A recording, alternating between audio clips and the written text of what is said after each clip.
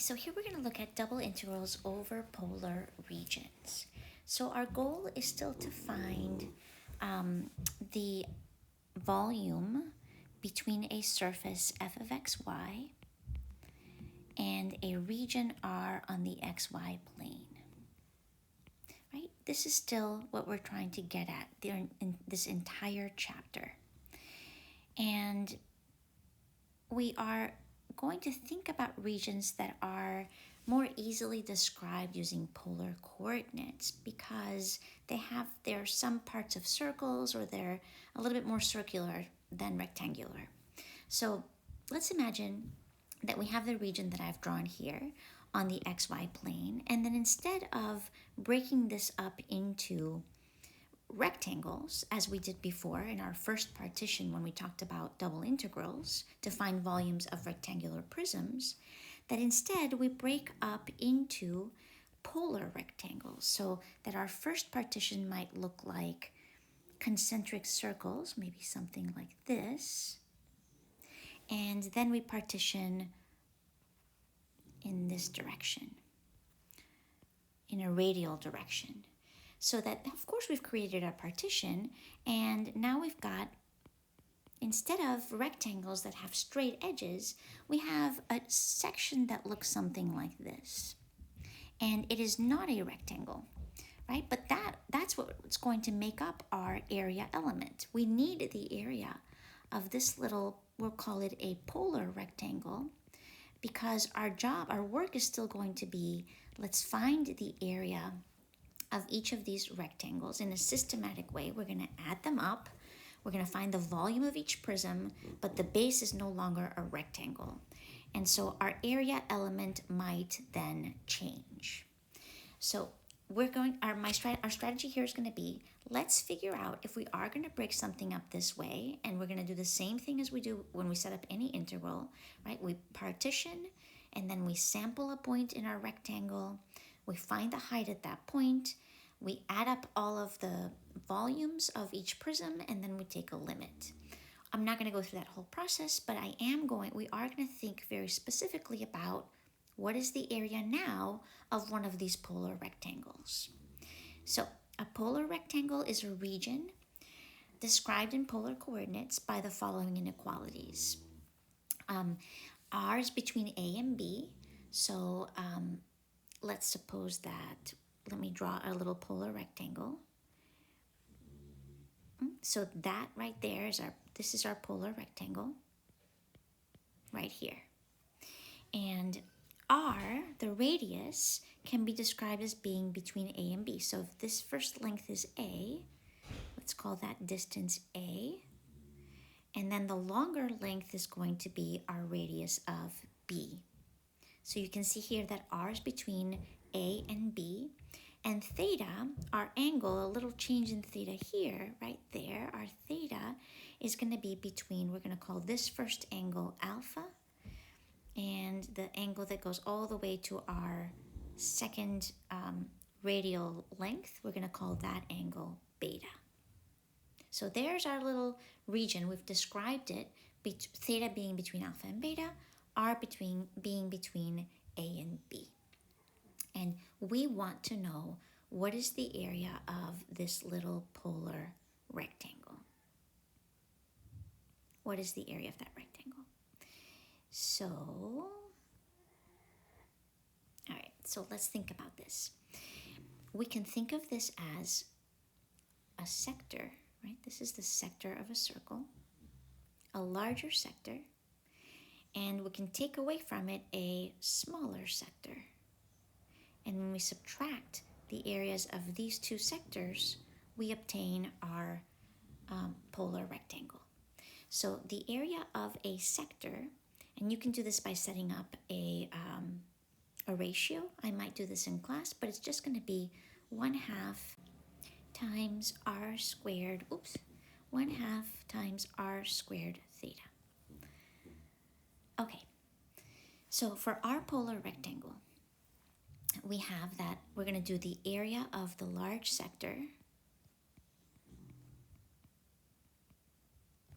Not sure if you can see it anymore, but the large sector has radius B. So that's, and the angle measure, right? The little change in our angle is the difference between, if you look back at this diagram at the top, it's going to be the difference between alpha and beta. So here, our change in the angle here is beta minus alpha. So the area of the large sector is going to be 1/2 b squared times the angle, which is beta minus alpha. And from that, we're going to take away the area of the small sector,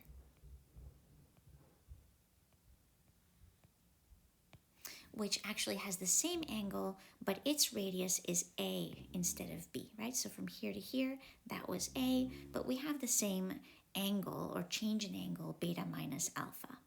So this is going to be minus 1/2 A squared times beta minus alpha.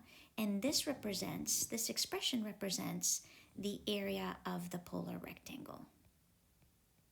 Right? We obtain it by subtracting areas of two sectors. Now, let's work on this expression a little bit. So we can factor out a 1/2 beta minus alpha. So I'm going to go ahead and do that.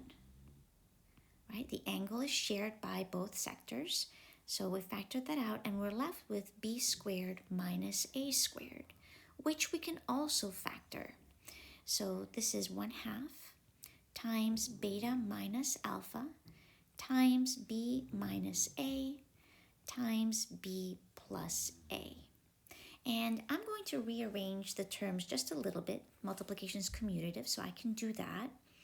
And I'm going to write 1/2 times b plus a in the front, and then times beta minus alpha times b minus a.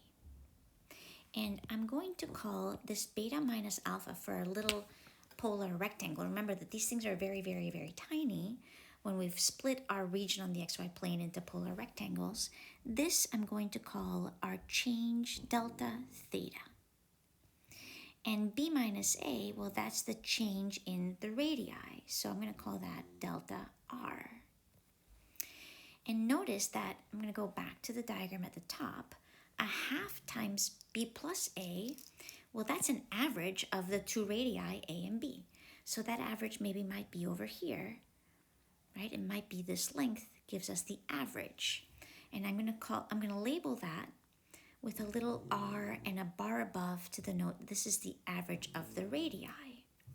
So right now we have that the area of a little polar rectangle is equal to this average radius times a change in theta times a change in r. Okay, now as we make these rectangles smaller and we let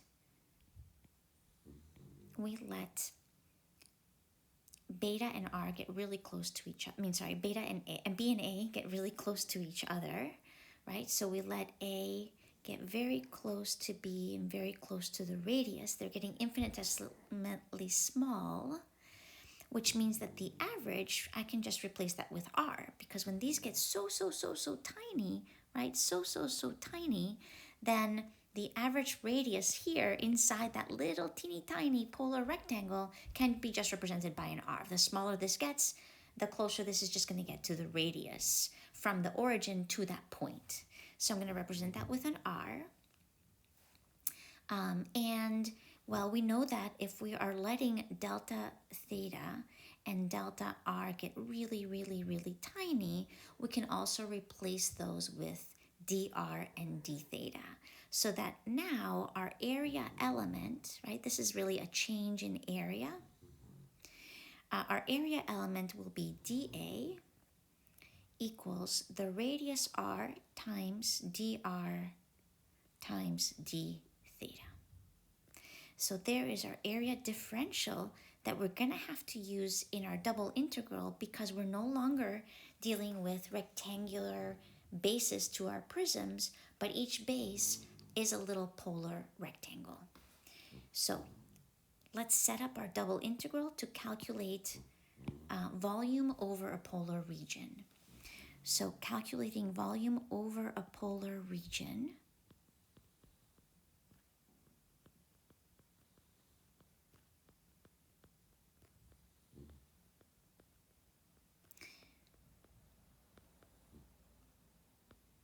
let's suppose that we have a continuous function on a polar rectangle, and our polar rectangle r is between a and b, and theta is between alpha and beta, as we saw with our polar rectangle, where theta is an angle between 0 and 2 pi.